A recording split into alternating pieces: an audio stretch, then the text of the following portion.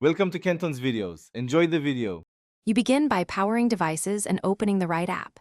Make sure the noise watch and your phone sit close, within 1 to 2 feet, and that Bluetooth is on. Once done, press the watch's power or pairing button and watch for a blinking LED or pairing screen.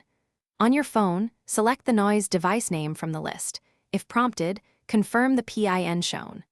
This starts the secure link, and you'll see a connecting animation while the phone exchanges setup data with the watch. After the Bluetooth link, the app guides you through permissions and personalization. You must allow location and notification access so watch alerts and calls arrive reliably. Grant contacts if call ID is desired. Next, sign in or create your noise account, which syncs settings and firmware. Once authenticated, choose language and time zone. These ensure alarms and activity data align correctly. Make sure to enable auto firmware updates so the watch receives improvements. This phase finalizes communication rules. You finish by syncing and testing features. Perform a manual sync, then send a test message or make a call to confirm notifications appear.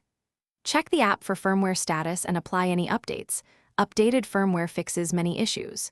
If something fails, restart the watch and phone, toggle Bluetooth off and on, and try pairing again.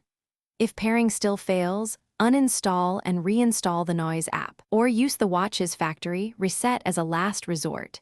This clears settings, but often resolves stubborn connection problems. Thanks for watching. Consider subscribing if we helped you.